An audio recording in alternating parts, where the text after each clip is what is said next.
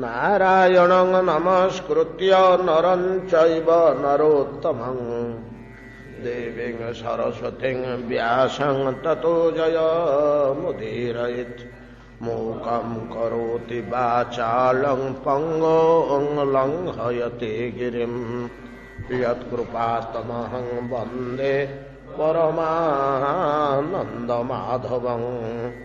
यत्कृपातमहं वन्दे परमानन्दमाधवं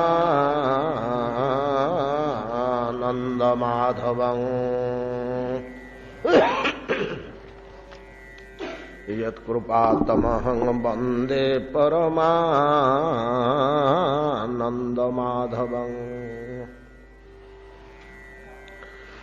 एवं निवसतो तस्मिन् रामकेशवयोरव्रजे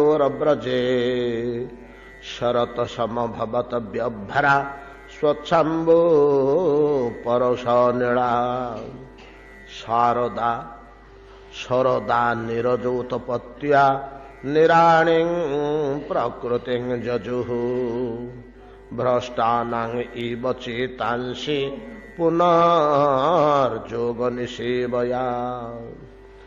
व्योमुभ्रं भूतसावल्यं भुवः पङ्कम् अपाङ्गमळम् शरतजहार श्रमिणां कृष्णे भक्ति यथा शुभम्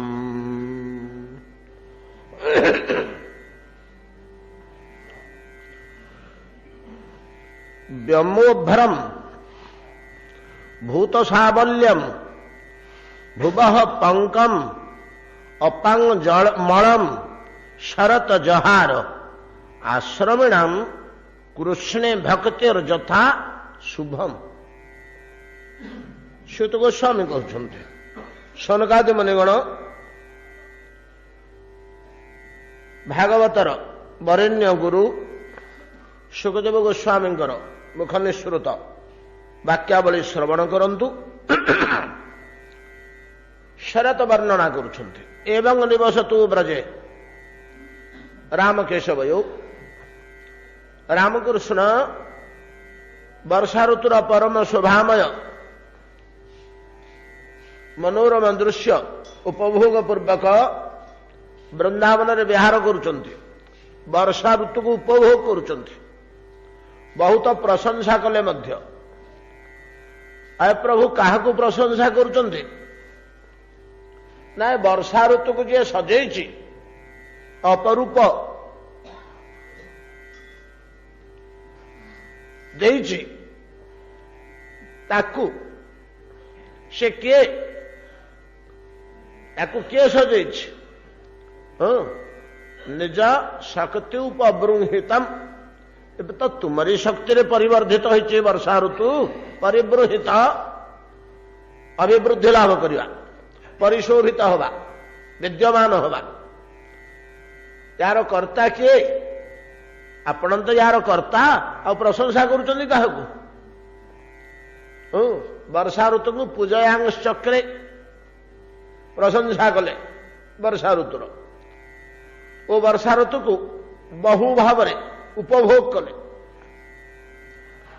क्रमे वर्षा ऋतु चलीगला क्षिप्र पदक्षेप शरत ऋतु आसी पहुंचला जमती शरत ऋतु आसी पहुंचीगला प्रथमे तार प्रथम कार्य होला निरोजोत्पत्ति जूठी जूठी पानी टिके थिला से पद्म कोकनद कमल कुमुद कल्हार उत्पल सब उत्पन्न करने को लगे चतुर्दिगरे शरत ऋतु रे कैरव कोकनद प्रभृति जूठी टिके खाल पानी रहीगले आपणकर मन अच्छी केते कई फूल फुटुला आमर डाक्तरखाना आर पटे दी पटे भर्ती हो जाऊला कई फूल नहीं कि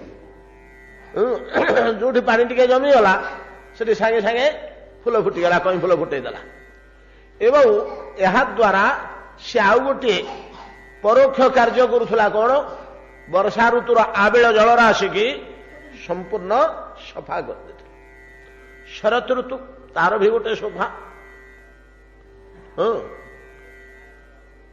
शरत ऋतुर शोभा किसी कम नुहे ବସନ୍ତ ତୁଲ୍ୟ ଶୋଭନୀୟ ଶରତ ଋତୁ।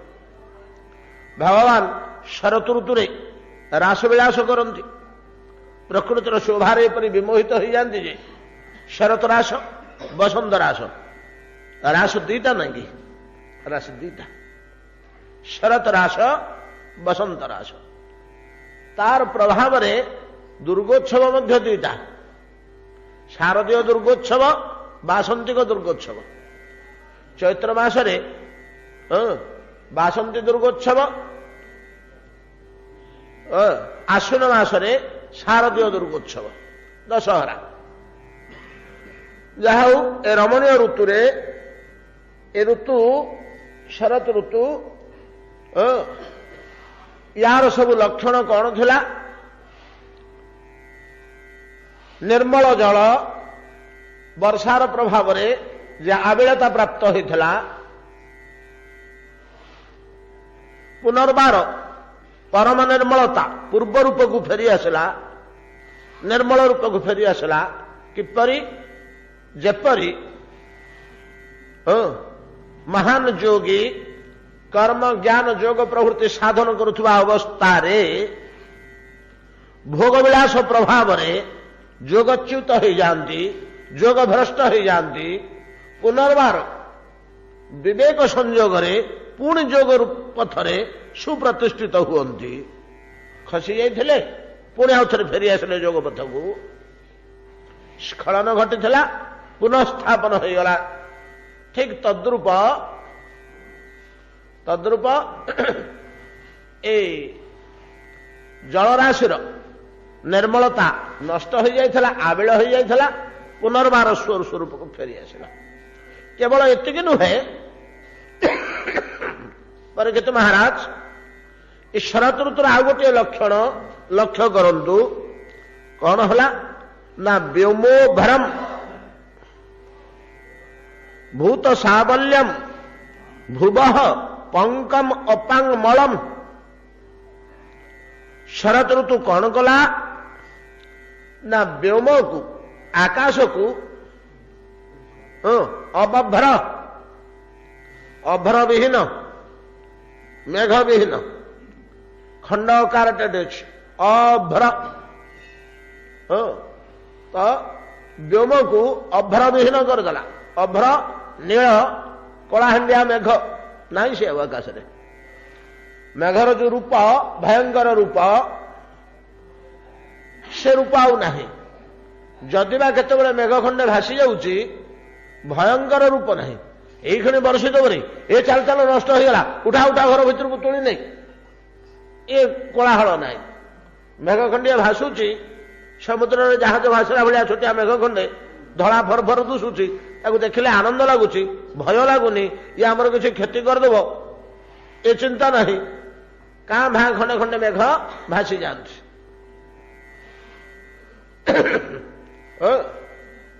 ଅଭ୍ରବିହୀନ କଲା ଆକାଶକୁ।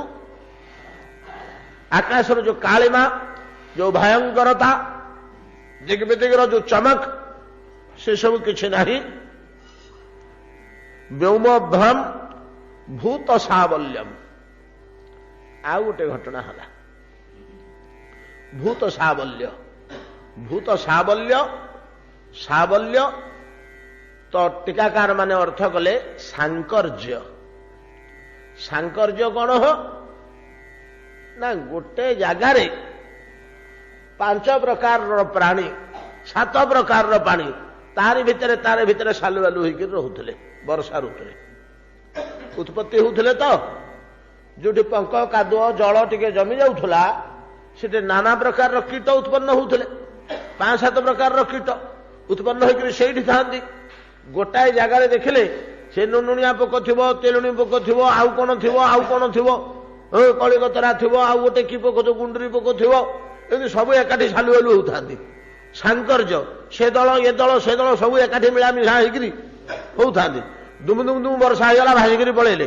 ସେଥିରୁ 12 ମରିଗଲେ, କୁଆଡେ ଭାସିକିରି କିଏ କୁଆଡେ ଗଲେ। ପୁଣି ଆଉଥରେ ତା ଦିନ ସକାଳକୁ ମେଞ୍ଚେ ଉତ୍ପନ୍ନ ହେଇଗଲାଣି।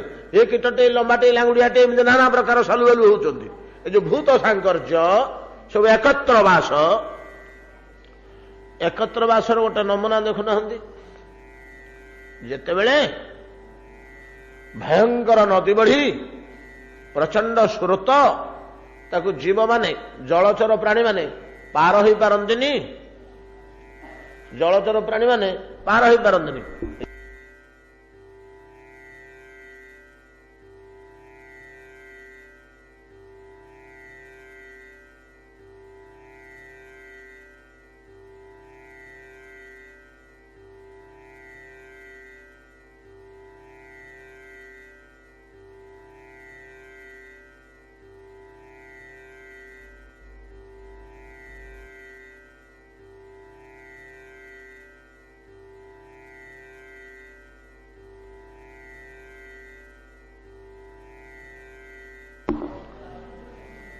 ସେ ନଦୀ ବଢି ଭିତରେ ଜଳଚର ଜୀବମାନେ ଯେତେବେଳେ ପାର ହୋଇକରି ଯାଇପାରୁନାହାନ୍ତି, ଏ ପ୍ରକାର ପ୍ରଖର ସ୍ରୋତ ଅଛି, ଖଣ୍ଡେ କାଠ କି ଡାଳ ଭାସି ଆସୁଛି ନାଇଁ କି, ତାର ସେପଟରେ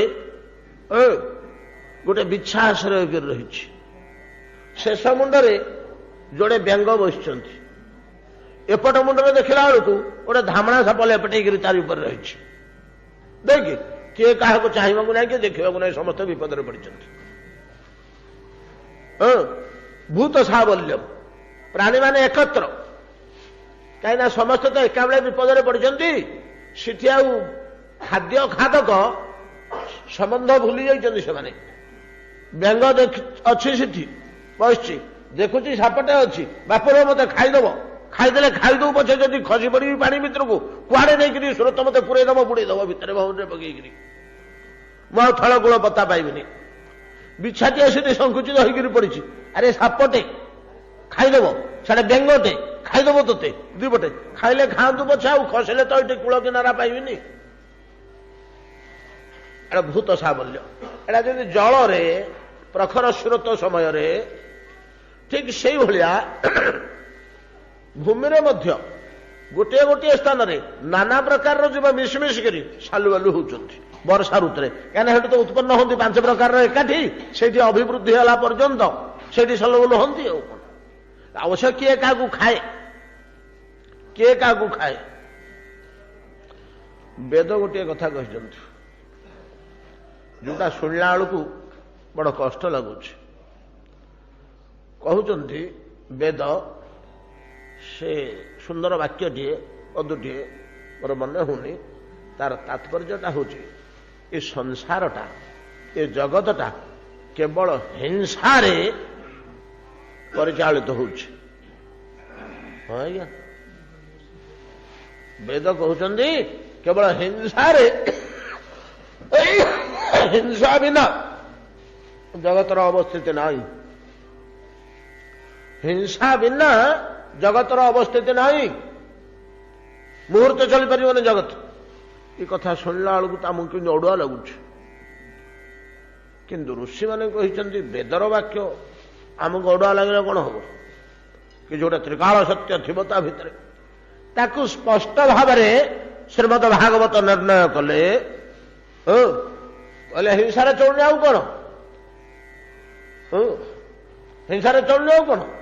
ଅହସ୍ତାନି ସହସ୍ତାନମ୍ ଅପଦାନି ବହୁପଦଂ ଫଲ୍ଗୁନି ତତ୍ର ମହତମ୍ ଜୀବ ଜୀବସ୍ୟ ଜୀବନମ୍।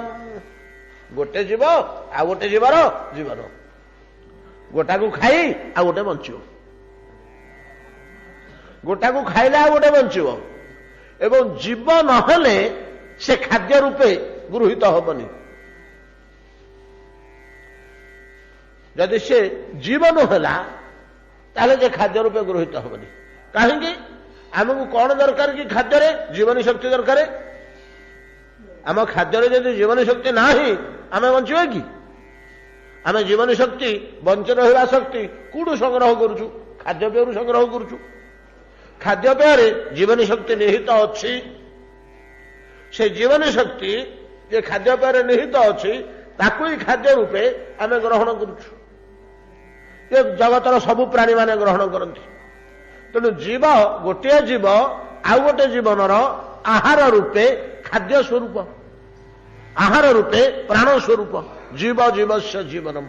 ତେଣୁ ଯାହାର ହାତ ନାହିଁ ତାକୁ ହାତ ଥିବା ଜନ୍ତୁ ଧରିକିରି ଖାଇଯାଏ। ଅହସ୍ଥାନେ ସହସ୍ଥାନ, ଯାହାର ପାଦ ନାହିଁ ଗଡି ଗଡି ଯାଉଛି କି ଘୁଷୁରି ଘୁଷୁରି ଯାଉଛି, ତାକୁ ପାଦ ଥିବା ଜନ୍ତୁ ଦୌଡ଼ି ଯାଇକିରି ଖାଇଦିଏ। ଅହସ୍ଥାନେ ସହସ୍ଥାନ ଅପଦାନେ ବହୁ ପଦମ ଫଲଗୁନି ତତ୍ର ମହତମ, ଛୋଟ ଜନ୍ତୁଟାକୁ ବଡ ଜନ୍ତୁ ମାଡ଼ି ବସିକିରି ଖାଇଯାଏ, ଦୁର୍ବଳ ପ୍ରାଣୀଟାକୁ ସବଳ ପ୍ରାଣୀ ମାଡ଼ି ବସି ଖାଇଯାଏ। ଏଇଟା ହଉଛି ସଂସାରର ନିୟମ।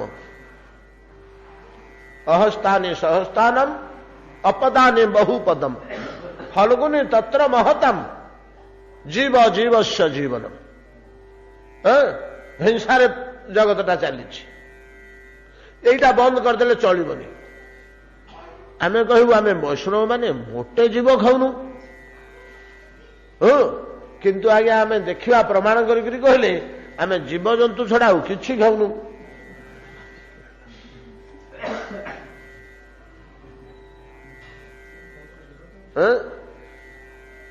ଆଜ୍ଞା ମହାପ୍ରସାଦ ହାଣ୍ଡିଏ ଆଣିଲେ ଆପଣମାନେ ଗୃହସ୍ଥାଶ୍ରମରେ ଯିଏ ଅଛନ୍ତି 100 ଲୋକ ହିସାବ କରୁଛନ୍ତି, ଆମେ ବୈଷ୍ଣବ ମାନଙ୍କର ମଠରେ ହିସାବ 50। ଆମର ହାଣ୍ଡିଟା ଭାଇ ହାଣ୍ଡିଟା 50 ନା ହିସାବ। ଆମେ 300 ଲୋକଙ୍କ ପାଇଁ ଗଲେ 6 ହାଣ୍ଡି କରିବୁ, ଆପଣ 3 ହାଣ୍ଡିରେ ଚଳେଇଦେବେ। ତାମାନେ ଏହାର ପ୍ରମାଣ ହଉଛି ଆପଣମାନଙ୍କ ଅପେକ୍ଷା ଆମେ 2 ଗୁଣ ଖାଉଛୁ। ଆଉ ପ୍ରକୃତରେ ବୈଷ୍ଣବ ମାନେ ବଡ ହଜମ ମଧ୍ୟ କରିପାରନ୍ତି। ଆପଣ କେତେବେଳେ ଆସିବେ ଏଠି ଆମର ବୈଷ୍ଣବ ସେବା ଦେଖିବେ ଟିକେ, ଏତିକି ଲେଖେ, ଆଉ ଘିଅ ଅନ୍ନ ଥିଲେ ଏତିକି। ଏତିକି ଅନ୍ନ ଯେ ଖାଇଲେ ପ୍ରତ୍ୟେକଟି ଅନ୍ନ ଗୋଟିଏ ଜୀବ। ସିଧାନ ଟିକେ ପୋତି ଦେଲେ ଗଛଟିଏ ହନ୍ତା, ସେ ଗଛଟିର ପ୍ରାଣ ଅଛି ନାଇଁ କି? କାଲି ଆମେ ଆଲୋଚନା କରିଛେଟି ଜୀବ ପର୍ଯ୍ୟାୟଭୁକ୍ତ, ଜିଉଁଛି ମରୁଛି, ଜନ୍ମ ହଉଛି, ରୋଗ ହଉଛି, ଖାଉଛି ପିଉଛି, ବଂଶ ବିସ୍ତାର କରୁଛି, ଔଷଧ ଖାଇଲେ ରୋଗ ଭଲ ହେଇଯାଉଛି। ଆଉ ପ୍ରାଣୀ ନୁହଁ ଗଛଟା? ଗଛର ଏଇ ଲକ୍ଷଣ ଗୁଡାକ ଅଛି ତ? ପ୍ରଥମେ ତ ଜନ୍ମ ହଉଛି ମରୁଛି,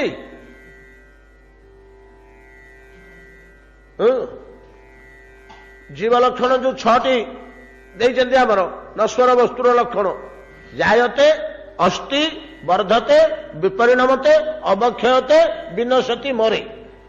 ଏ 6ଟା ଲକ୍ଷଣ ନାହିଁ କି ତମେ? ଆମ ପାଖରେ କେମିତି ଜନ୍ମ ହେଲେ, ରହିଲେ, ବଢିଲେ, ବୃଦ୍ଧ ହେଲେ, ଶରୀର ଶିଥିଳ ହେଲା, ମଲେ। ଏଇଟା ତାର ଅଛି। ସେ ଆଉ କଣ? ବୁଢା ବରଗଛଟେ ଦେଖୁନାହାନ୍ତି, ସବୁ ଡାଳ ଶୁଖିକିରି ଥିବ, ଖଣ୍ଡ ଖଣ୍ଡ ହୋଇ ପଡିଯାଇଥିବ, ଗୋଟେ ଦିଟା କାଁ ମାରିଥିବ, ପତ୍ର ପତ୍ର ଗୁଡାକ କିଛି ନାହିଁ, ବୃକ୍ଷ ପତ୍ର ଗଣ୍ଡେ ଅଛି। କଅଁଳିଆ ବରଗଛଟେ ଚଞ୍ଚନ ଦୁସୁଥିବ, ଘିଅ ବୋଳିଲା ଭଳିଆ ପତ୍ର, 500 ବର୍ଷର ବରଗଛଟା ସେ ଦୁସୁଛି, କୋରଡ ମୋରଡ ଖତ ମତ ହେଇକିରି ରହିଛି। କ୍ଷୀୟତେ ଅବକ୍ଷୀୟତେ, ତାପରେ ବିନଶ୍ୟତି। ଆଉ କଣ? ହେଲେ ଯଦି ପ୍ରତ୍ୟେକ ଧାନରୁ ଗୋଟିଏ ଜୀବଜାତ ହବ ଗଛଟିଏ, ସେଟା ଜୀବ ନୁହଁ? ଜୀବନ ଶକ୍ତି ନାହିଁ ତା ଭିତରେ, ଜୀବ ତତ୍ଵ ନାହିଁ। ତେଣୁ ବାଘ ଗୋଟେ ଗାଈକି ହରିଣ ମାରି ବସିକିରି ସିନା ଖାଇଗଲା, ଆମେ ଏତିକି ଜୀବ ପ୍ରତିଦିନ ଖାଉଛେ, ସକାଳ ବେଳୁ ଏତିକି, ଉପରବେଳୁ ଏତିକି। ଆଉ ଗୋଟେ ଗହମ ମଧ୍ୟ ସେଆ, ଆପଣ ହିସାବ କଲେ ରାତି ବେଳା 5 ପଟ ରୁଟି, ସକାଳ ବେଳୁ ଅଧ କଂସେ ଭାତ।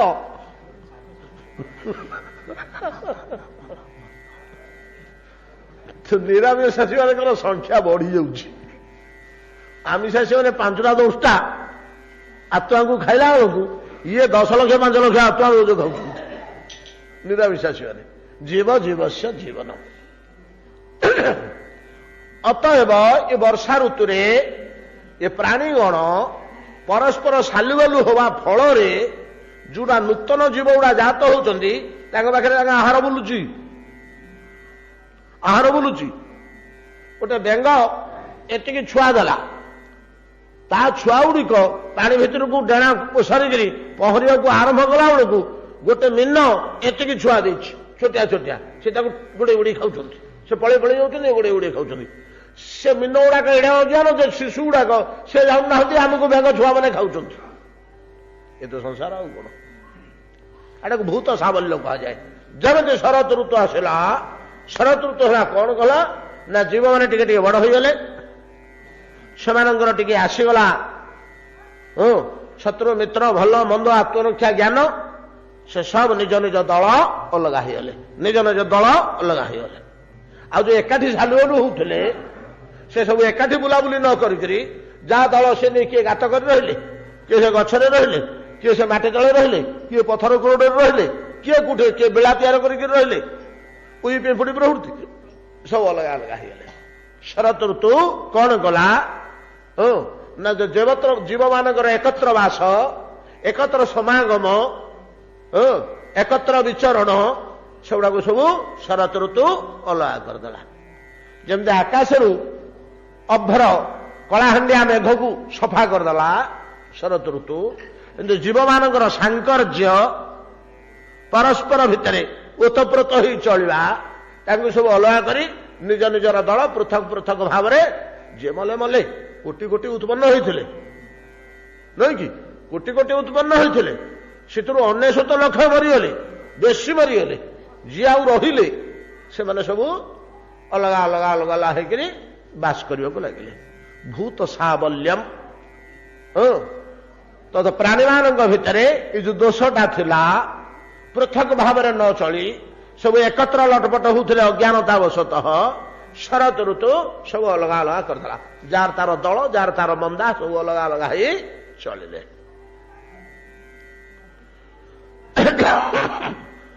व्यमुभ्रं भूत साबल्यं भुवः पंकं अपांगमलम भुवः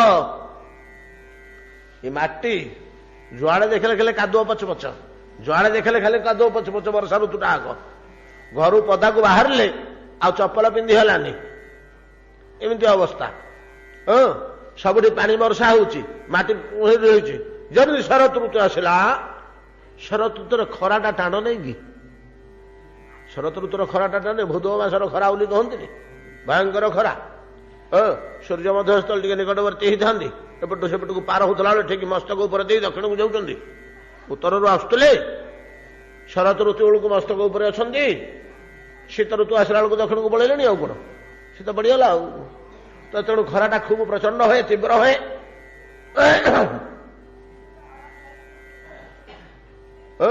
से भाद्रव मासर को नहीं आमर छोट मोर गाँटी लिखिं भोदुआ खरा कादुए पशी जीवन तार नेबणी शोषी हेबणी रास पहली काश नईर धारे धारे केड़े सुंदर लेखा लिखिं इथर सब संग्रह कर पढ़ी ज्ञान यू पाई जहाँ सब पुथी मान पाई लिखिं निज भाषा व्यक्त कर अत पृथ्वी पंक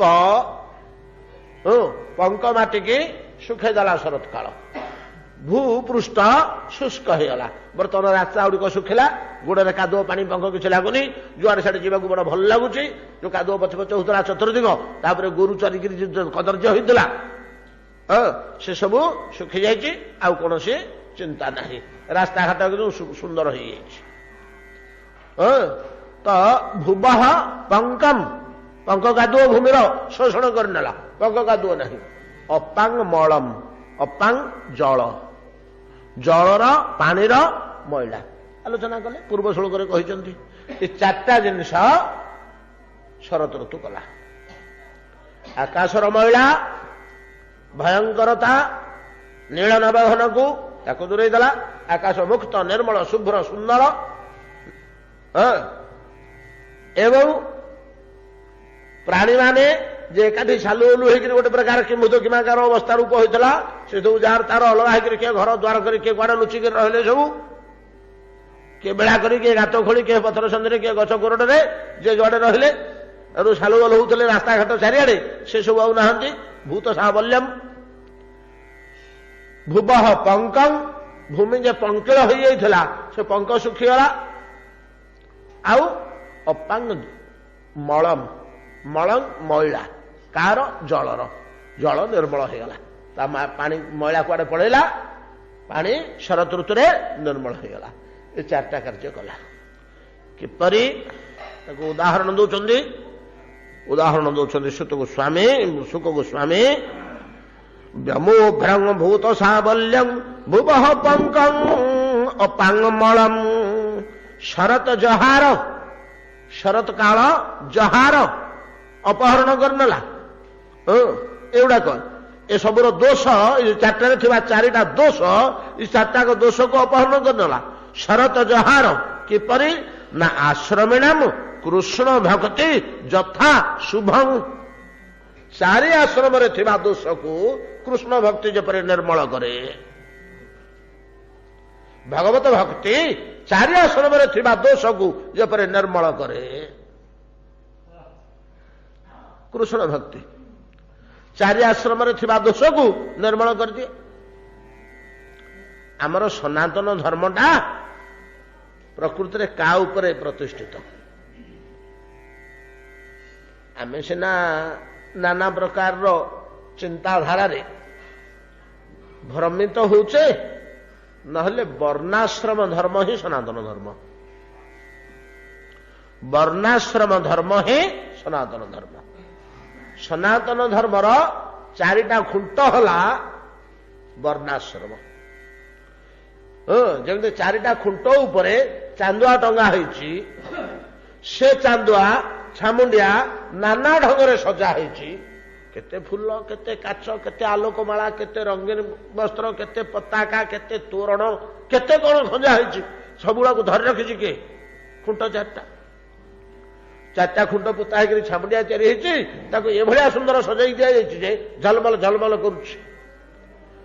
ଖୁଣ୍ଟ ଚାରିଟା ଯେପରି ସମସ୍ତ ସାଜସଜ୍ଜାକୁ ବହନ କରିଥାଏ, ସେଭଳିଆ ସନାତନ ଧର୍ମର ନାନା ରମଣୀୟ, ନାନା ସିଦ୍ଧାନ୍ତ, ନାନା ସାଧନ, ନାନା ଭୋଜନ, ନାନା କଥା, ନାନା ବାକ୍ୟ, ନାନା ଶାସ୍ତ୍ର, ୟାକୁ ସବୁ କିଏ ଧରି ରଖିଛି ଜାଣନ୍ତି? ବର୍ଣ୍ଣାଶ୍ରମ ଧର୍ମ। ଚାରି ବର୍ଣ୍ଣ ଚାରି ଆଶ୍ରମ। ଏ ଚାରିଟା ଖୁଣ୍ଟି ଯୋଡ଼ିକିଆ ବାଉଁଶ। ଗୋଟିକିଆ ହେଲେ କାଳେ ଲହ ଲହ ହବ ବୋଲି ଯୋଡ଼ିକିଆ ବାଉଁଶ ବତା ହେଇଛି ସବୁ ଖୁଣ୍ଟ ଚାରିଟାରେ। ଚାରି ବର୍ଣ୍ଣ ଚାରି ଆଶ୍ରମ। ଚାରି ବର୍ଣ୍ଣ କଣ? ବ୍ରାହ୍ମଣ, କ୍ଷତ୍ରିୟ, ବୈଶ୍ୟ, ଶୂଦ୍ର। ଚାରି ଆଶ୍ରମ କଣ? ବ୍ରହ୍ମଚାରୀ, ଗୃହସ୍ଥ, ବାନପ୍ରସ୍ଥ, ସନ୍ନ୍ୟାସ। ଚାରି ଆଶ୍ରମ ଚାରି ବର୍ଣ୍ଣ। ଏ ବର୍ଣ୍ଣ ସମ୍ବନ୍ଧରେ ଭଗବାନ ଗୋଟେ କଥା ଗୀତାରେ କହିଛନ୍ତି ଯେ ନିଜ ମୁହଁରେ, ବୋଲେ ଅର୍ଜୁନ ଏ କଳିକାଳ ଆରମ୍ଭ ହେଲାଠୁ ଏଗୁଡ଼ା କଣ ଏମିତି ହାଲାଗୁଲା କରୁଛନ୍ତି? ଗୋଟେ ସମ୍ବିଧାନ ଲେଖିଲେଣି, ଆମେ ସମସ୍ତେ ଭାରତୀୟ ନାଗରିକ, ଆମର ବର୍ଣ୍ଣ ଫର୍ଣ୍ଣ କିଛି ନାହିଁ, ଏମିତି କଣ ଲେଖିଲେଣି? ଅର୍ଜୁନ କହିଲେ ହଁ ଆଜ୍ଞା, ଆମେ ତ ସେମିତି କରିଦେବୁ, ଆପଣ କଣଟେ କରିବେ ଆମର? ସର୍ବେ ହୋଇବୁ ଏକାକାର, ନଥିବ ବେଦର ବିଚାର। ଭଗବାନ କହିଲେ ବୋଲେ ଦେଖିବା କେମିତି କରିଦେବ ସବୁ, କେମିତି କରିଦେବ? ନା ହଁ ଆଜ୍ଞା, ଆମେ ଆଉ ବ୍ରାହ୍ମଣ କ୍ଷେତ୍ର କିଛି ଭେଦ ରଖିବୁନି, ସବୁ ଏକାଠି କରିଦେବୁ। ଏକାଠି ପାଠ ପଢିବୁ, ଏକାଠି ବସିକିରି ଖାଇବୁ ପିଇବୁ, ତାପରେ ତ ବାହାର ହେଇଯିବ ପରସ୍ପର ଘର ଭିତରେ ଏକା ହେଇଗଲୁ ଆଉ। ଭଗବାନ କହିଲେ ତମେ ବ୍ରାହ୍ମଣ କ୍ଷେତ୍ର ବୈଶ୍ୟ ଶୂଦ୍ର ବୋଲି କଣ ବୁଝୁଛ? ଏକା କରିବା ଦୂରେ ଥାଉ, ତମେ ଚାରିଟାକୁ ବୁଝିଲଣି? ଏ ଚାରିଟା କାହାକୁ କୁହାଯାଏ? ଚାତୁର୍ବର୍ଣ୍ଣଂ ମୟା ସୃଷ୍ଟମ୍ ଜ୍ଞାନକୁ କର୍ମ ବିଭାଗୁଣ କର୍ମ ବିଭାଗ ସହ ତସ୍ୟ କର୍ତ୍ତାର ଅପିବାଂ। ଦିଥର କହିଲେ ଆଜ୍ଞା, ଦିଥର କହୁଛନ୍ତି ମୁଁ କରିଛି, ମୁଁ କରିଛି, ତ କେମିତି ଭାଙ୍ଗିଦେବୁ ଦେଖିବା ଅର୍ଜୁନ? ଚାତୁର୍ବର୍ଣ୍ଣଂ ମୟା ସୃଷ୍ଟମ୍ ଗୁଣ କର୍ମ ବିଭାଗ ସହ ତସ୍ୟ କର୍ତ୍ତାରଂ ଅପିମାଂ ବିଦ୍ଧି ଅକର୍ତ୍ତାରମ୍ ଅବ୍ୟୟମ୍। ତସ୍ୟ କର୍ତ୍ତାରଂ ଅପିମାଂ, ମୁଁ କରିଛି, ମୁଁ କରିଥିବା ଜିନିଷଟାକୁ ଭାଙ୍ଗି ଦେଇପାରିବ ନା? କାହିଁ ଭାଙ୍ଗି ଦବୁନି? ଆପଣ କଣ ଆମଠୁ ବେଶୀ ବଳୁଆ ନାଇଁ କି? ଆପଣ ଚକ୍ରୁଟେ ଧରିଛନ୍ତି, ହାଣିବେ, ଆମେ ଧନୁର୍ବାଣ ଧରୁଛୁ, ଦୂରରୁ ମାରିଦେବୁ। ଆପଣ ତ ଚକ୍ରଟାକୁ ଦୂରରୁ ମାରିପାରିବନି, ପାଖକୁ ଗଲେ ହାଣିବେ।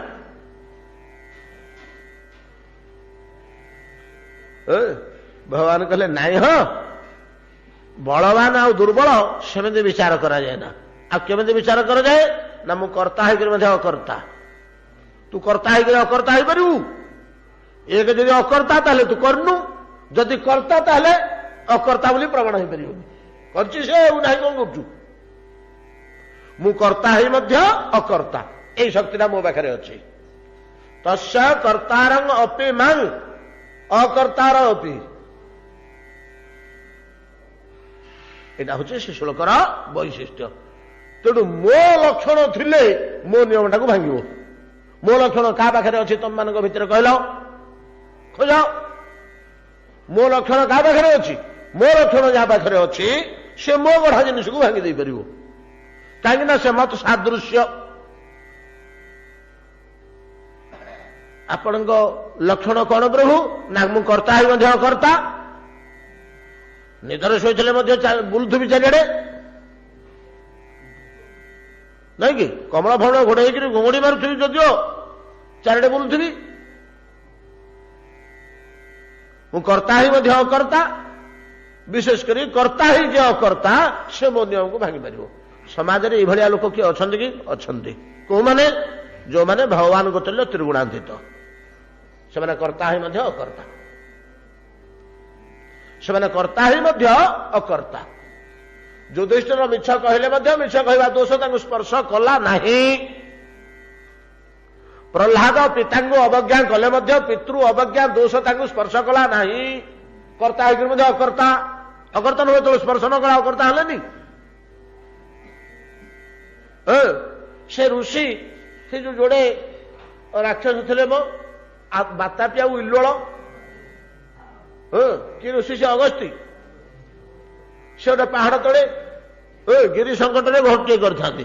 ଗିରି ସଂକଟ ଇଆଡେ ଗୋଟେ ପାହାଡ, ସେ ଗୋଟେ ପାହାଡ, ସନ୍ଧିରେ ରାସ୍ତାଟିଏ, ଏ ପାହାଡ ତଳକୁ ଆସିଛି, ସେଟା ଗିରି ସଂକଟ। ଲୋକେ ଯୁଆଡେ ଗଲେ ମଧ୍ୟ ସେ ବାଟେ ଯିବାକୁ ବାଧ୍ୟ, ଚାରିଟା ପାହାଡ। ସେ ବାଟେ ଗଲା ବେଳକୁ ଏ ଭାଇ ବେଳ ବଳିଲାଣି କୁଆଡେ ଯାଉଛ? ନା ଅମୁକ ଗାଁକୁ। ସେ ରାତି ହେଇଯିବ, ଯାଇପାରିବ, ରହିଯାଉଛି ରାତିରେ। ଆଉ ରଖିଦିଅନ୍ତି ପଥିକ ମାନଙ୍କୁ। ଗୋଟେ ଭାଇ ହଏ ମେଣ୍ଢା, ଆଉ ଗୋଟେ ଭାଇ ତାକୁ କାଟେ, ମାଂସ ରାନ୍ଧେ, ତାକୁ ଖାଇବାକୁ ଦିଅନ୍ତି। ସେ ଖାଇସାରିଲା ପରେ ସେ ବାତାପି ମେଣ୍ଢା ହଏ ଇଲୋଳ, ତାକୁ କାଟିକିରି ରୋଷେଇ କରି ଅତିଥିକି ଖାଇବାକୁ ଦିଏ। ଏ ବାତାପି ବୋଇଲେ ସେ ତା ପେଟ ଫଟେଇକିରି ଅତିଥିର ବାହାରିବ। ଆସୁରୀ ବିଦ୍ୟା। ସେ ଅତିଥିଟି ମଲା, ସେଉଠିକି ରାତିରେ ରାନ୍ଧି ବାଢି ଖାଇକିରି ନିଶ୍ଚନ୍ଦରେ ଶୋଇ ସକାଳ 9ଟା ବେଳକୁ ଉଠନ୍ତି। ଇଏ ରାସ୍ତା ଯେତେବେଳେ ବନ୍ଦ ହେବାକୁ ବସିଲା, ମୁନି ଋଷି ମାନେ କହିଲେ ଏମିତି ଅବସ୍ଥା ହଉଛି, ଆଉ ସେ ବାଟରେ ଆରପଟକୁ ଯାଇପାରୁ ହଉନି, ଉତ୍ତର ଭାରତରୁ ଦକ୍ଷିଣ ଭାରତକୁ ଆଉ ଯାଇ ହଉନି। ଅଗସ୍ତ୍ୟ କହିଲେ ଏମିତି ଗୋଟେ କରୁଛି ନା। ଗୋଟେ ଦିନ ତାଙ୍କର କଣ ମନ ହେଲା, ବାହାରିଲେ। ବାହାରି ଯାଇ ଠିକ ସନ୍ଧ୍ୟା ବେଳକୁ ତା ଦ୍ୱାରେ ପହଞ୍ଚିଲେ। ଏ ଘରେ କିଏ ଅଛ ବାବୁ? ଆମକୁ ଟିକେ ଆଶ୍ରୟ ଦବ କି ଆଜି ରାତିଟା? ହଁ ଆଜ୍ଞା, ଆସନ୍ତୁ ଆସନ୍ତୁ, ଆପଣଙ୍କ ଭଳିଆ ଅତିଥି ଆପଣଙ୍କୁ ସେ ଆସନ୍ତୁ, ବସନ୍ତୁ ବସନ୍ତୁ। କଣ ଖାଇବେ? ବଣକୁ ଆସିଛେ, ଗାଁରେ ତ ଖାଇ ହଉନି, ଲୋକେ ଛି ଛି କରିବେ, ଏଠି ତ କିଏ ନାହିଁ ଦେଖିବାକୁ, ଆଉ ଆମିଷ ଫାମିଷ ଟିକେ ହନ୍ତା ବୋଲେ ଭଲ ହନ୍ତା। କହିଲେ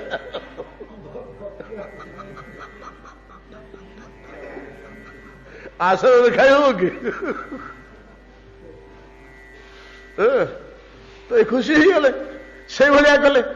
ସେ ଆଜ୍ଞା ସେ ଯୋଉ ହାଣ୍ଡିକ ମେଣ୍ଢା ମାଂସ ଅଗସ୍ତି ମାଗି ମାଗି ମାଗି ମାଗି ଗୋଟି ବାହୁଣ କେତେ ଖାଉଛି ରେ, ହାଣ୍ଡି ଖାଇଲାଣି। ଗୋଟି ବାହୁଣ କେତେ ଖାଉଛି?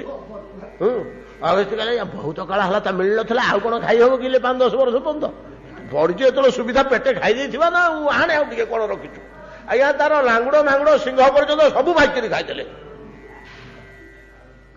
ଖାଇ ଦେଇକିରି ଓଢି ମାରି ଯେତେବେଳେ ଛାଲ ପକେଇକିରି ଗଡିବାକୁ ଗଲେ, ଏ ଡାକ ପକେଇଲା ବାତାପି ବାତାପି। ବୋଇଲେ ଆଇଲୋଳ ପାଗଳା ହେଲୁ କିରେ, ଆଉ ଆସିବ ବାତାପି? ସିଂହ କି ଲାଙ୍ଗୁଡ ଖଣ୍ଡେ ଯଦି ରଖିଥାନ୍ତୁ ଅବା ସୁଧା ସବୁ ତକ ତ ଭିତରେ ପଶିଗଲା, ଆଉ ଆସିବନି ରେ ବାପା। ସେତେବେଳେ ତାର ସେ ଭୟଙ୍କର ରୂପ ବାହାର କଲା, ଆଉ ବାହାର କରି ଅଭିଶାପ ଦେଲେ ତାକୁ।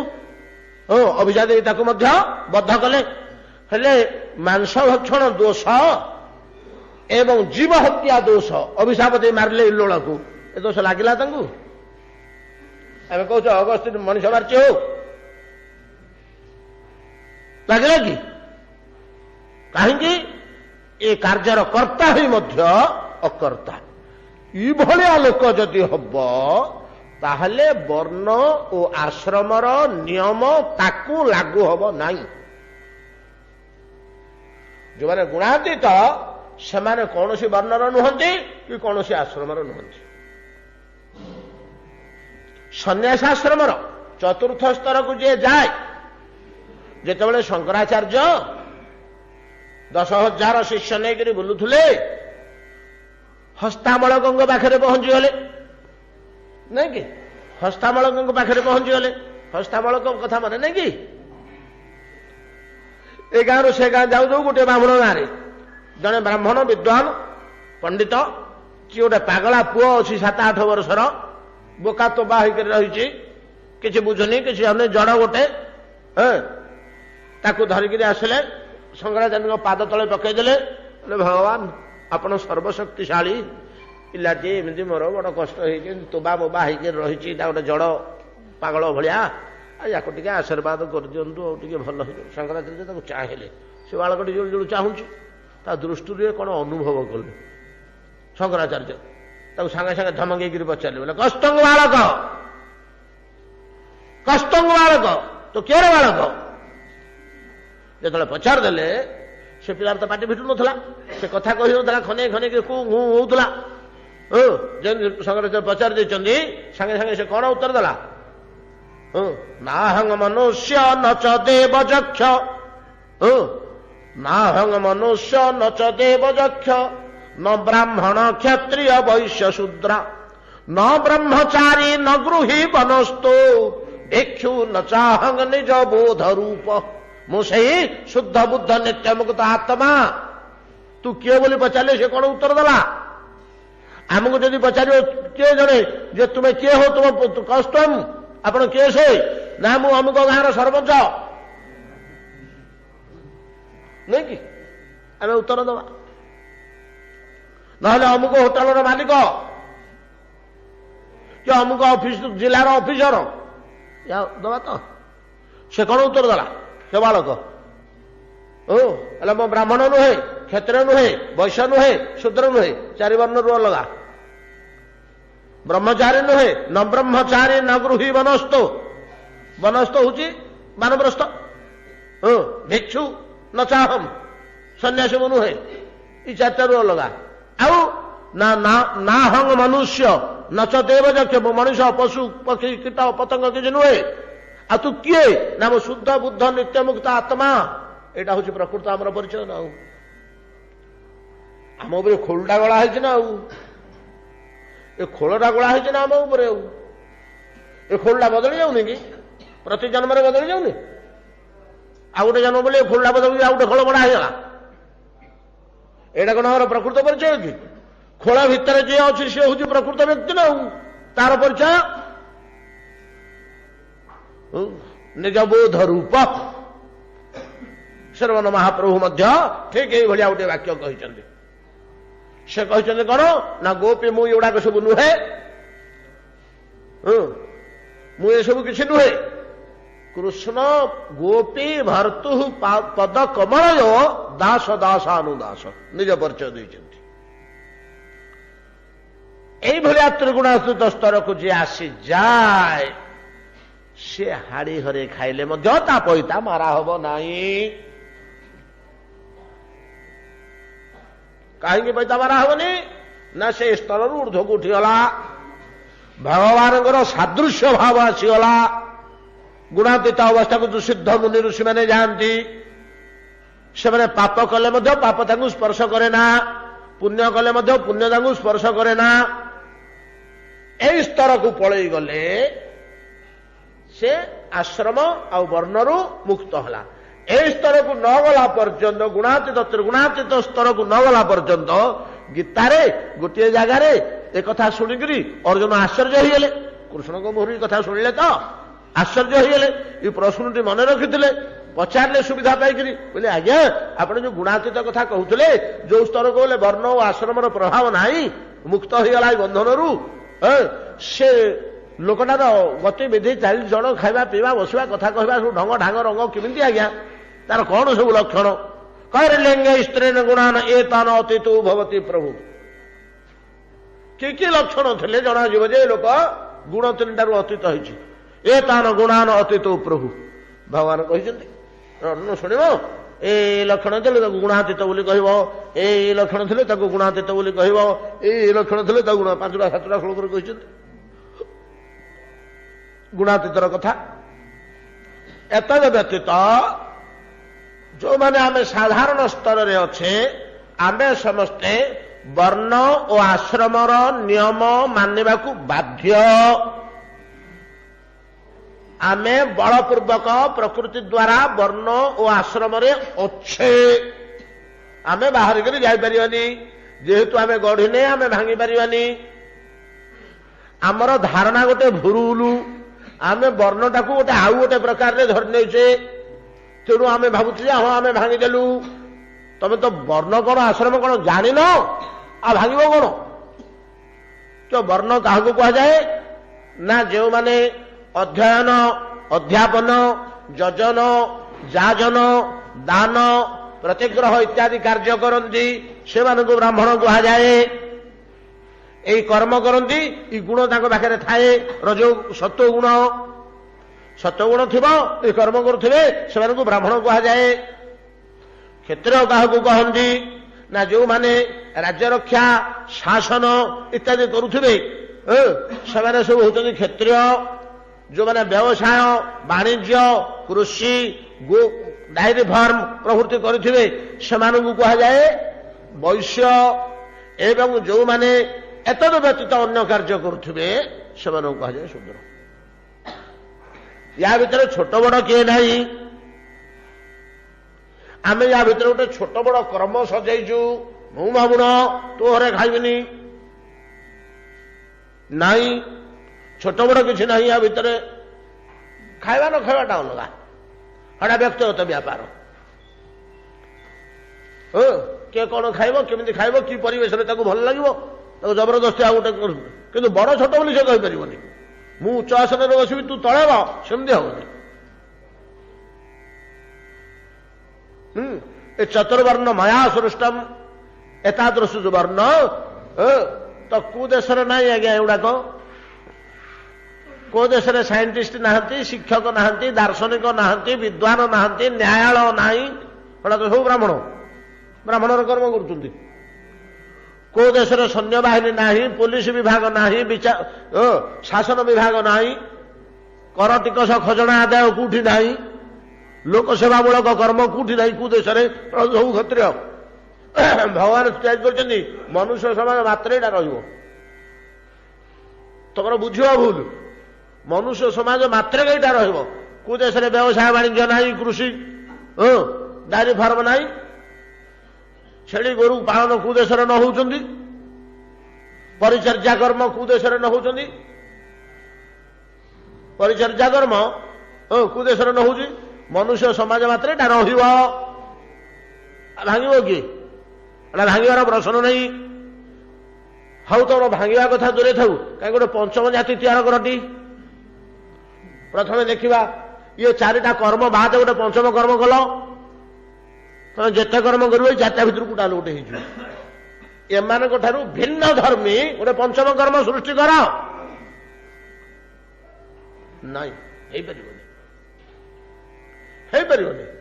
ଯେମିତି ଆମେ ମନୁଷ୍ୟ ଗଣ ଆମ ଜୀବନରେ ଆମେ ସବୁ 4ଟି କାର୍ଯ୍ୟ କରୁଛୁ, ଆଉ ପଞ୍ଚମ କାର୍ଯ୍ୟ କରିପାରୁନୁ କିଛି, ମାତ୍ର 4ଟି କାର୍ଯ୍ୟ କରୁଛୁ। କଣ? ଆହାର, ନିଦ୍ରା, ଭୟ, ମୈଥୁନ। ଆଉ ପଞ୍ଚମ କାର୍ଯ୍ୟ ନାହିଁ।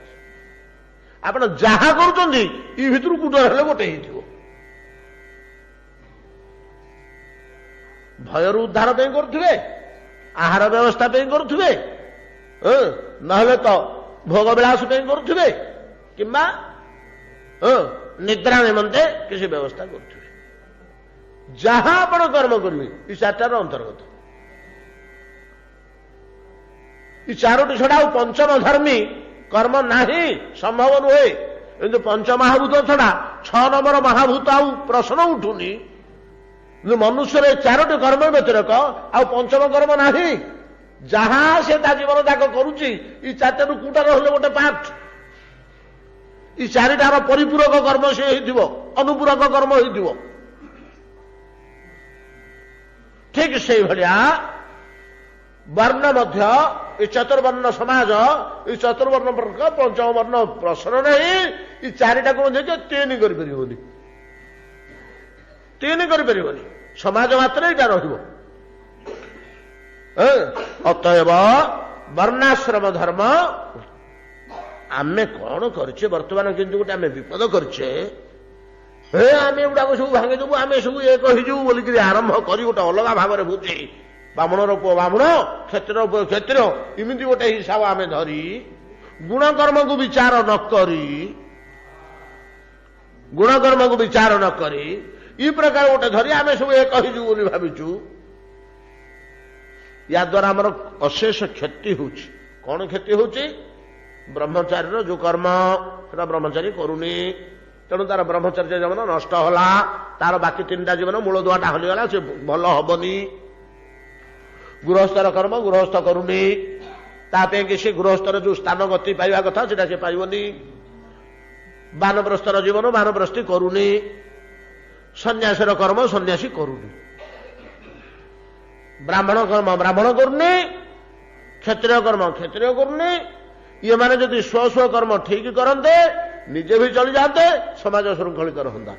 ଜଣଙ୍କ କର୍ମ ଆଉ ଜଣେ କରିବାରୁ ସବୁ ଗୋଳମାଳ ଆରମ୍ଭ ହଉଛି। ହଁ ଆଜ୍ଞା,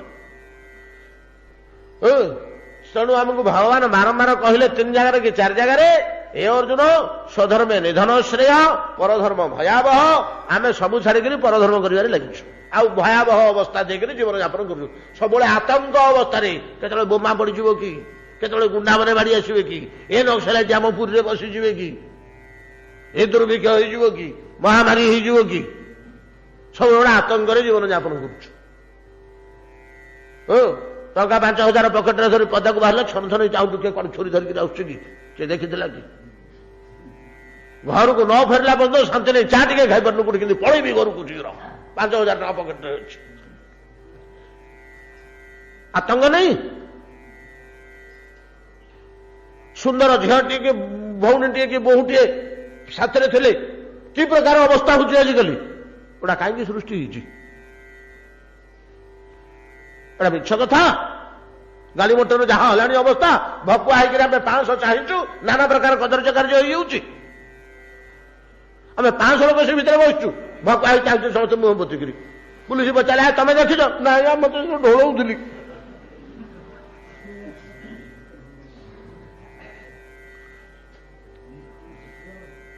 ଏଗୁଡ଼ା କାହିଁକି ହଉଛି? ଏଇ କାରଣରୁ। ମୁଁ ଜଣେ ମହାତ୍ମାଙ୍କୁ ପଚାରିଥିଲି, ବୃନ୍ଦାବନରେ ଭଲ ସିଦ୍ଧ ମହାତ୍ମା ଜଣେ ଭଜନ ନନ୍ଦୀ, ବୋଲେ ଆଜ୍ଞା ମନୁଷ୍ୟର ଚରିତ୍ରକ ସ୍ଖଳନ ଏମିତି କାହିଁକି ଘଟୁଛି ଆଜ୍ଞା? ସେ ମୋତେ ଗୋଟେ କଥା କହିଥିଲେ, ଆପଣମାନେ ଗ୍ରହଣ କରିବେ? ଏ କହିଲେ ବୋଲେ କି ଅଣ୍ଡା ଖାଇବା ଯୋଗୁଁ ଏମିତି ହଉଛି। ହଁ, ବୋଲେ ଅଣ୍ଡା ଖାଇବା ଯୋଗୁଁ ଏମିତି ହଉଛି, ଯୋଉଟା ପ୍ରଚୁର ହେଇଗଲା। ସେଇଟା ଆମ ଧର୍ମରେ କୋଉଠି ହେଲେ ମତ୍ସ୍ୟ ମାଂସ ଭକ୍ଷଣ ବ୍ୟବସ୍ଥା ଅଛି ଆମର। ପିଆଜ ରସୁଣ ଆଉ ଅଣ୍ଡା ଏଟା ଭକ୍ଷଣ ନାହିଁ। ସେ ମୋତେ ଗୋଟେ ପଦ କହିଥିଲେ, ସିଦ୍ଧ ପୁରୁଷ ଜଣେ ତାଙ୍କ ବାଟରୁ ବାହାରିଥିଲା, ମୁଁ ତାର ମୂଲ୍ୟ ବୁଝିପାରୁନି, ଆପଣମାନେ କ'ଣ ମୂଲ୍ୟ ବୁଝିବେ? ସେ କହୁଛନ୍ତି ଅଣ୍ଡାଟା କେବଳ ସାପ ଖାଏ, ଅଣ୍ଡା ଖାଇଲେ ସର୍ପ ଭଳିଆ କ୍ରୂର ହେଇଯିବ, ବିଷାକ୍ତ ହେଇଯିବ। ସାପ ଛଡ଼ା ଆଉ କିଏ ଅଣ୍ଡା ଖାଆନ୍ତିନି।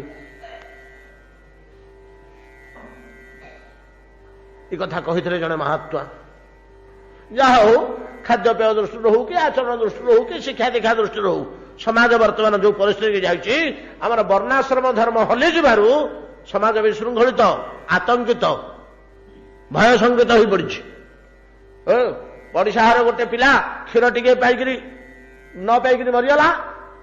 କ୍ଷୀର ଟିକେ ତା ମା ତାକୁ କିଣିବାକୁ ଦେଇପାରିଲେନି, ଶୁଖି ଶୁଖି ମରିଗଲା। ମିଶ୍ରି ପାଣି ପିଆଇ ପିଆଇକି ତାକୁ ବଞ୍ଚେଇଲା, କିଛି ଦିନ 2 ମାସ ମରିଗଲା। କାନ୍ଥ ଏପଟେ ଆଜ୍ଞା 1,500 ଟଙ୍କାର ବୋତଲ ଉଡ଼ି ଯାଉଛି ରାତିକେ 4ଟା 5ଟା। ପଡ଼ିଶା କାନ୍ଥ ଆରପଟେ ପିଲାଟିଏ କ୍ଷୀର ନ ପାଇକିରି ମରୁଛି। ଏଇଟା ଆମ ସମାଜର ଅବସ୍ଥା। ଯାହା ହଉ, ଆମେ କୁଆଡ଼େ କୁଆଡ଼େ ପଳେଇ ଆସିଲେଣି।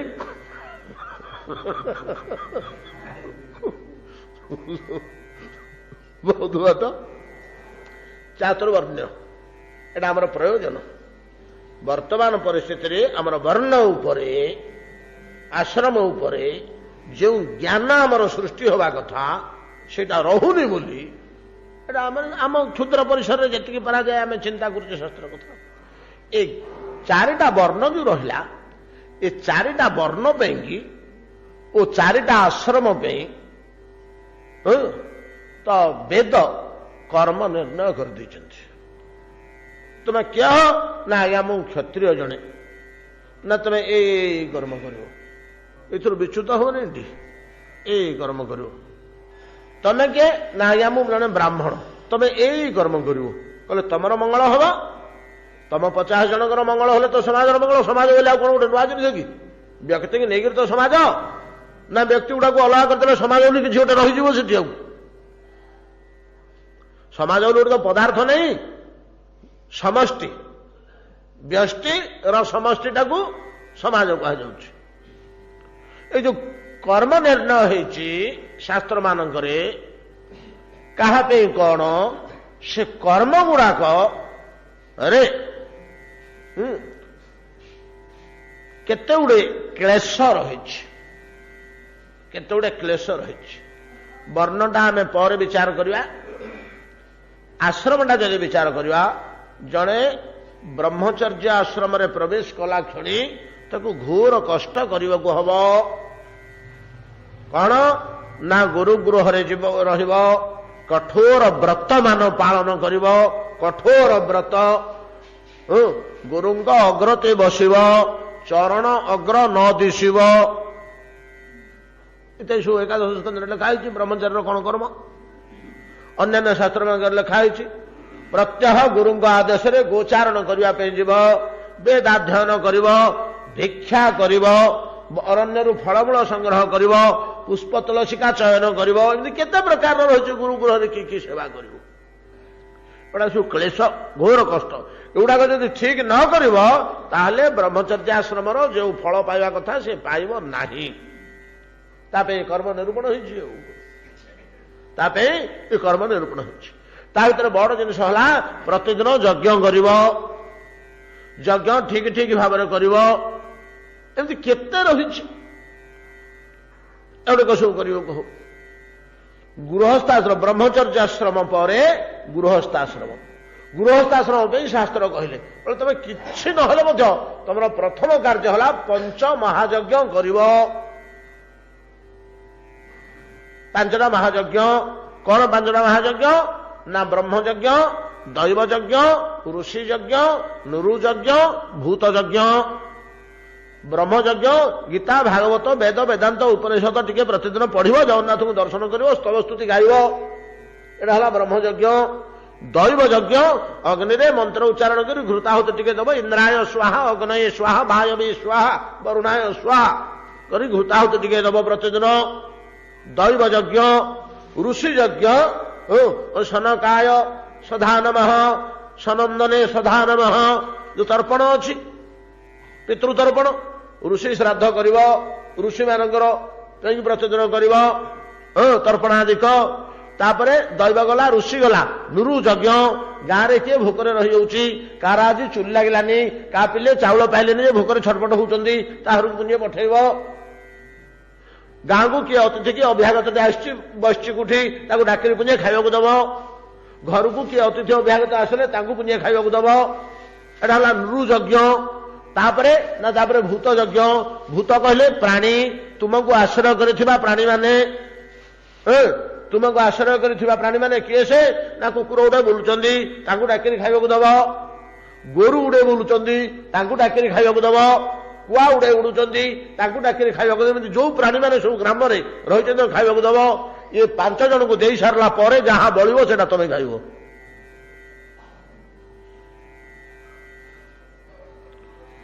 ये 5 जन को दे सारा पर जोटा बलिला सेटा अन्न नुहे आउ यज्ञ शिष्टा मृत भूजो जानती ब्रह्म सनातनम जानती ब्रह्म सनातन घरे दियों को पूजा कर अतिथि अभ्यागत को दब बंधु बांधव को दब दुखी रोगी को दब जीवजंतु को दब तापर जोटा बलिव सेटा अमृत हो गला ଯଜ୍ଞ ଏଇଟା ପଞ୍ଚଯଜ୍ଞରୁ ଅବଶିଷ୍ଟ ଯାହା ବଳିଲା ସେଟା ଯଜ୍ଞାଶିଷ୍ଟ ମୃତ ଅମୃତ ଭୁଜ ଯିଏ ଭୋଜନ କରନ୍ତି ଏ ନିୟମରେ ଯିଏ ଚଲନ୍ତି ସିଏ କିଛି ସାଧନ ଭୋଜନ କରିବା ଦରକାର ନାହିଁ। ଜାଣନ୍ତି ବ୍ରହ୍ମ ସନାତନମ, ସେମାନଙ୍କ ଭିତରେ ଭାଗବତ ଭାବନା ଆପେ ଉଦୟ ହୁଏ। ସେମାନେ ଦେହ ତ୍ୟାଗ କଲା ପରେ ବୈକୁଣ୍ଠକୁ ଯାଆନ୍ତି ନାଇଁ କି, ସେମାନେ ଯାଆନ୍ତି। କିନ୍ତୁ ଆମେ କଣ କରୁଛେ, ଦେହ ନାହିଁ ଦେବତା ନାହିଁ କିଛି ନାହିଁ, ଅଧା ରୋଷେଇ ହେଇଥିବ, ଯୋଉ ପୁଅ ମାକୁ ମାକିରି ଖାଇ ଦେଇକିରି ପଳେଇଲା ସେ କୋଉଠିକି ଯାଉଛି, ଗୁଣ୍ଡା ଆଟାକୁ ଯାଉଛି, ବୈକୁଣ୍ଠକୁ କୁଆଡେ ଯିବ।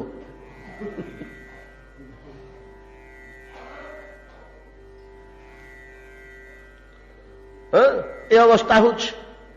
ଏ ହେଲା ଗୃହସ୍ଥର ପ୍ରାରମ୍ଭିକ ପ୍ରଥମ କର୍ମ। ତାପରେ ଗୃହସ୍ଥ ଜୀବନଟା ଟିକେ ବେଶୀ କଷ୍ଟ ଆଜ୍ଞା, କଡ଼ାକଡ଼ି ନିୟମ ଗୁଡାକ ସେଥିରେ ବେଶୀ ଅଛି। ଅନ୍ୟ ତିନିଟା ଆଶ୍ରମ ପାଇଁ ଏତେ ନିୟମ ନାହିଁ, ଅନ୍ୟ ତିନିଟା ଆଶ୍ରମ ପାଇଁ ଏତେ ନିୟମ ନାହିଁ। କିନ୍ତୁ ଭାରତବର୍ଷର ଦୁର୍ଭାଗ୍ୟ, ଅନ୍ୟମାନେ କିଛିଟା ପଇସାଟିଏ ହେଲେ ତାଙ୍କର ଆଶ୍ରମର ରକ୍ଷା କରିଛନ୍ତି ନିୟମ, ଗୃହସ୍ଥ ଆଶ୍ରମ ଆମ ଭାରତବର୍ଷରେ ସମ୍ପୂର୍ଣ୍ଣ ନଷ୍ଟ ହେଇଯାଇଛି। ଏବଂ ଚାରିଟାକ ଆଶ୍ରମ ଗୃହସ୍ଥ ଆଶ୍ରମରୁ ଉତ୍ପତ୍ତି ହେବେ, ମୂଳଟା ତ ନଷ୍ଟ ହେଇଛି ନାଇଁ କି। ବ୍ରହ୍ମଚାରୀ ହଉ କି ନହେଲେ ସନ୍ନ୍ୟାସୀ ହଉ, ସେ ଜନ୍ମ ହବ କୋଉଠି, ଗୃହସ୍ଥ ଆଶ୍ରମରେ ତ ଜନ୍ମ ହବ। ମୂଳଟା ସମ୍ପୂର୍ଣ୍ଣ ଉଇକ୍ ହେଇଯାଇଛି। ଆଚ୍ଛା, ଏ ଯାଗଯଜ୍ଞ ପ୍ରଭୃତି ଅନ୍ୟାନ୍ୟ କାର୍ଯ୍ୟ ଦ୍ୱାରା ଏ ଯାଗଯଜ୍ଞ ପ୍ରଭୃତି ଗୃହସ୍ଥ ଆଶ୍ରମରେ କେତେ ଗୁଡାକ କଣ ଫଳ ମିଳିବ ନା, ଏମିତି କେତେ ଗୁଡା କର୍ମ କରିବାକୁ ଭିତରେ ବାଧ୍ୟ କରାଯାଇଛି, ଯାହାର ଫଳ ଶାରୀରିକ କ୍ଲେଶ, ଏଠି କଷ୍ଟ, ଏବଂ ଅନ୍ତିମରେ ସ୍ୱର୍ଗ ଭୋଗ, କେବଳ ସ୍ୱର୍ଗ ଭୋଗ। ତୃତୀୟ ଆଶ୍ରମ ହେଲା ବାନପ୍ରସ୍ଥ ଆଶ୍ରମ। ସମୟ ହେଇଗଲାଣି ଆମର। ତୃତୀୟ ଆଶ୍ରମ ହେଲା ଆମର ବାନପ୍ରସ୍ଥ ଆଶ୍ରମ। ବାନପ୍ରସ୍ଥ ଆଶ୍ରମରେ ନିୟମ ଶୁଣିଲେ ଆପଣମାନେ ଘୃଣା କରିବେ, ସେ ବହି ଆଉ ଛୁଇଁବେନି ଭାଗବତ। ବାନପ୍ରସ୍ଥି ନଖ କାଟିବ ନାହିଁ, କ୍ଷର ହବ ନାହିଁ, ଗାଧେଇବ ନାହିଁ, ଦାନ୍ତ ଘଷିବ ନାହିଁ, ପାଇଖାନା ଗଲେ ଶୌଚ ହବ ନାହିଁ, ଭୂମିରେ ଶୋଇବ, ଯାହା ଖାଇବ ଦାନ୍ତରେ କୁଟିକିରି ଖାଇବ, ନହେଲେ ପଥରରେ ଛେଚିକିରି ଖାଇବ, ନିଆଁରେ ପୋଡିକିରି ଖାଇପାରିବନି, ସିଝେଇକିରି ଖାଇପାରିବନି। କାହିଁକିନା ଆମେ ଏଗୁଡା ଗ୍ରହଣ କରିପାରିବାନି, ବର୍ତ୍ତମାନ ଏମିତି ସ୍ତରରେ ଅଛି। କିନ୍ତୁ ଏଇଟା କି ଅବସ୍ଥା, এইটা ହିଁ ଗୁଣାତୀତ ସ୍ତରକୁ ଯିବାର ଅନ୍ତିମ ସୋପାନ, ଅନ୍ତିମ ସୋପାନ। এইটা ଯଦି କଡ଼ାକଡ଼ି ଭାବରେ ଅଭ୍ୟାସ କରିଦେବ, ତା ପରଦିନ ଗଳିତ କୁଷ୍ଠ ରୋଗୀଟିଏ ଆଲିଙ୍ଗନ କରିବା ପାଇଁ ତା ମନରେ ଟିକେ ଦ୍ୱିଧା ନଥିବ। ଏଥର ଯଦି 25 ବର୍ଷ ଟ୍ରେନିଂ ହେଇଯିବ, ଆମେ ଖଣ୍ଡେ ଦୂରରୁ ଦେଖିଦେଲେ ବସରେ ବସିଛେ, ଭିକ ମାଗି ପଳେଇଥିଲା, ଏପଟକୁ ଥୁଅ କରିଦେଉଛୁ, ଏପଟେ ସମ୍ଭାଳି ପାରୁନୁ, କାହାକୁ ଥୁଅ କଲ। ଶ୍ୱାନ ଶୃଗାଳ କୃମି ଖର ଶୁକର କୁକୁର ବାନର ଏ ଆଜି ପ୍ରାଣୀ ସାନ ବଡ଼େ, ଯିଏ ଆସି ମିଳିବ ନିଗଡ଼େ, ଦୂରେ ନିବେଶୀ ଲଜ୍ଜାମାନ, ସାଷ୍ଟାଙ୍ଗେ କରିବ ପ୍ରଣାମ, ଏ ଭାଗବତ ଧର୍ମ ସାର, ଏ ବାକ୍ୟ ସମ୍ମତ ଆମ୍ବର ବୋଲି ଭଗବାନ କହୁଛନ୍ତି। କିନ୍ତୁ ପ୍ରାଣୀ ଭିତରେ ଯଦି ତମେ ଭଗବତ ଅଂଶ ଦର୍ଶନ ନ କଲ, ପ୍ରାଣୀଟାକୁ ଯଦି ଉପଯୁକ୍ତ ସମ୍ମାନ ଓ ମର୍ଯ୍ୟାଦା ନଦେଲ, ଇଏ ତ କାହିଁ ଉପର ସ୍ତର, ଆମ ମସ୍ତିଷ୍କ ଏଗୁଡ଼ା ମୋଟେ ଗ୍ରହଣ କରିପାରିବନି, ଏଗୁଡ଼ା ଆଲୋଚନା କରିବାକୁ ମୁଁ ଚାହୁଁନି। ଇଏ କାହିଁ ଉର୍ଦ୍ଧ୍ୱ ସ୍ତର। ଏ ବାନପ୍ରସ୍ଥ ଜୀବନରେ এইটা হচ্ছে ট্রেনিং। ୟା ଭିତରେ ଆଉ କଣ ରହସ୍ୟ ରହିଛି, ମନଟାକୁ ସେ କିଭଳିଆ ତିଆରି କରିବ। ଆପଣ କହିବେ ରୋଗ ହେଇଯିବ, ବେମାର ହେଇଯିବ। ନାଇଁ ଆଜ୍ଞା, ଦାନ୍ତ ଘଷି ଘଷି ଆମର ସବୁତକ ଦାନ୍ତ ପଡ଼ିଯାଉଛି। ଯେଉଁ ଲୋକ ମୋଟେ ଦାନ୍ତ ନ ଘଷିବ, ମଲା ପର୍ଯ୍ୟନ୍ତ ତାର ଦାନ୍ତ ପଡ଼ିବନି।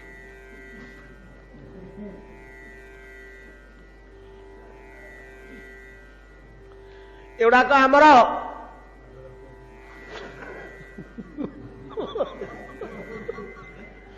କୋଉ ପଶୁ ଦାନ୍ତ ଘଷୁଛି, କୋଉ ପଶୁ ଝାଡା ଗଲେ ଶୌଚ ହଉଛି, କୋଉ ପଶୁ ନିଜେ ତେଲ ଲଗେଇକିରି ଘଷି ହେଇ ଗାଧଉଛି, ମଇଳା ବୋଳି ହଉଛି। ତା ପଛପଟେ ଦେହକୁ ଭଗବାନ ଏମିତି ତିଆରି ହେଇଛି, ଦେହ ଯେ ଟିକେ ମଇଳା ଦେହରେ ରହିବନି, ଯାହା ରାସ୍ତାରେ ସେ ଯିବେ ଠିକ, ଯାହା ରାସ୍ତାରେ ସେ ଯିବେ କିଛି ଅସୁବିଧା କରିବନି। ଆପଣଙ୍କ ଦେହରେ ଟିକେ ଲାଗିବନି ସେଥିରୁ। କେତେବେଳେ ଲାଗିବ, ଯଦି ଅସୁସ୍ଥ ହେଲେ। ଏଣୁ ତେଣୁ ଗୋଟେ ଖାଦ୍ୟ ଖାଇ ବାହାର ଭୋଜି ଥିଲା ରାତିରେ କଷିକିରି ଖାଇ ଦେଇଛନ୍ତି। 3 ଢାଳ ପାଣି ହେଲେ ମଧ୍ୟ ଶୌଚ ଠିକ ହବନି, ବୋଳି ହେଇକରି ଥିବ ଜଙ୍ଗ ଫଙ୍ଗ ଚାରିଆଡେ।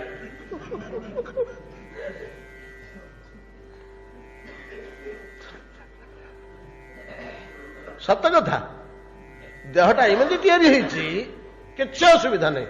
ଆପଣ ଗୋରୁଟାକୁ ଦେଖନ୍ତୁ, ତା ଭିତରେ ମାଂସପେଶୀ ବ୍ୟବସ୍ଥା ଅଛି, ସେ ଠିକ ବାହାରକୁ ଆସିଯିବ, ମଇଳା ଚାଲିଯିବ, ମାଂସପେଶୀ ଭିତରକୁ ପଳେଇବ, ଆପଣଙ୍କ ଦେହ ଯେମିତି ସେମିତି।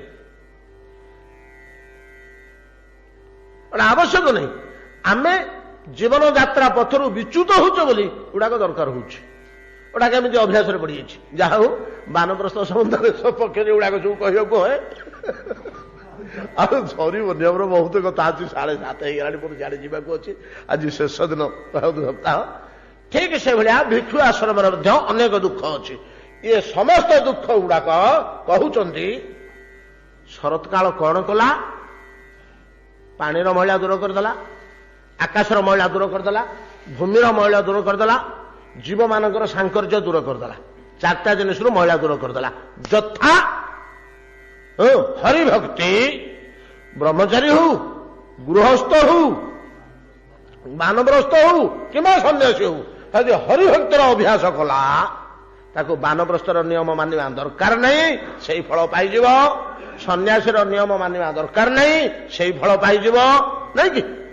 ଦାସିଆ ବାଉରି ପାଇଲା ଭଳିଆ ଭଗବାନଙ୍କୁ ପାଇବ। ଆଉ କଣ ଏଗୁଡା ସାଧନ କରିବା କଣ ଦରକାର? ବ୍ରହ୍ମଚାରୀର ପରିଶ୍ରମ କରିବା ଦରକାର ନାହିଁ, ସେ ମଧ୍ୟ ବ୍ରହ୍ମଚର୍ଯ୍ୟର ଫଳ ପାଇଯିବ।